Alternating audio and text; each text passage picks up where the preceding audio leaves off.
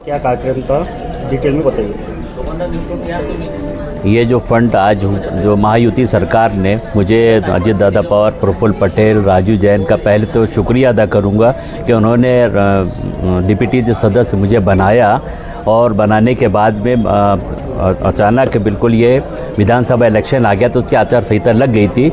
ये पिछले 3 महीने पहले 10 लाख रुपए का फंड रिलीज़ हो चुका था फरहा के कहने पर कि ऐसा तो यहाँ प्रॉब्लम है, तो मैंने किया। तो आज ये भूमि पूजन हुआ। अनिल अहिरकर, श्री विवेकानंद शिवनकर, अरविंद भाजीपाली, मधु पालीवाल, मुमताज़, फरहा, निसार, आसिफ, ये तमाम लोग मौजूद थे। और मुझे खुशी की बात यह है कि अरविंद भाजीपाली विभागीय अध्यक्ष भी इस मौके पर यहाँ पर आए और मुझे आगे भी ऐसी उम्मीद है कि ये ऐसा फंड रिलीज़ अगर महायुति सरकार में राष्ट्रवादी कांग्रेस पार्टी को, अजीत दादा गुट को मिलेगा तो ऐसे बहुत काम होंगे इसमें। और ये भी मैं आपको बताना चाहूँगा कि अभी कुछ महीने पहले ये सिंधी बंद ग्राउंड का भी काम अपनी डीपीटीसी फंड से हुआ है और महानगर पालिका स्लम फंड से वहाँ पर हुआ है।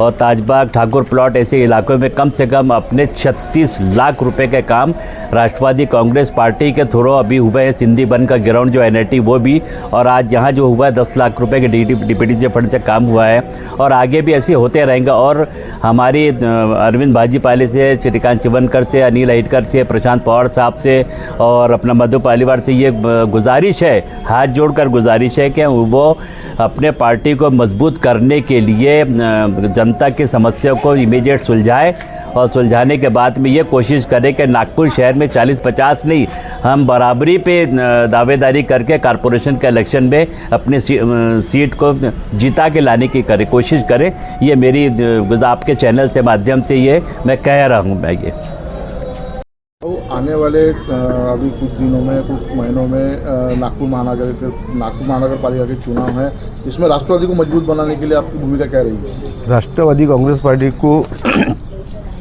अभी ऐसा हुआ कि अभी अपने को यूटी में टिकट मिली नहीं, तो हमारा ऐसा कहना है कि अजीत दादा को बोलो, हमारे प्रफुल्ल पटेल को बोलो कि हमारे को कम से कम 100 सीट तो भी मिलने को होना, 100 सीट राष्ट्रवादी का कम से कम महापौर तो बनने को होना।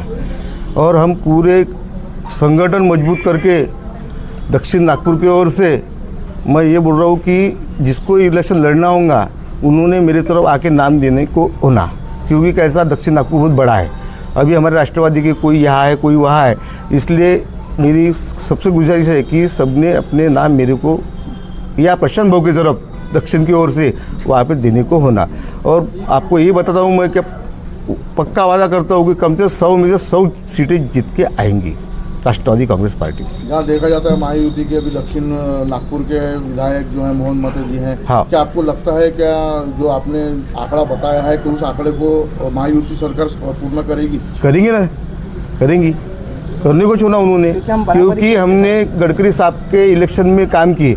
गडकरी साहब आज भी बोलते कि राष्ट्रवादी ने बहुत मेहनत किया, बहुत मदद किया।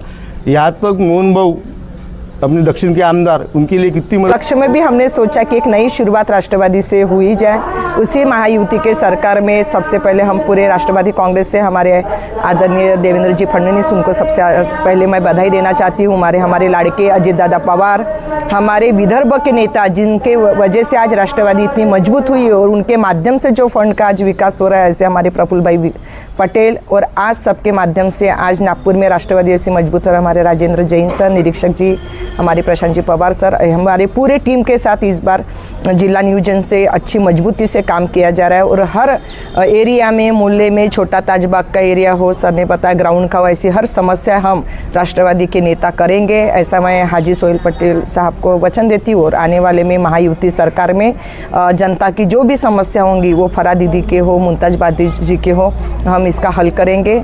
और इतने बोल के ही आज महाराष्ट्र के अजीत दादा हमेशा विकास के साथ खड़े रहे, तो मैं तो अजीत दादा हमारे नेताओं को भी बोलूँगी कि आज उनके वजह से राष्ट्रवादी के महाविकास का आघाड़ी का काम जोरों शोरों से रहेगा।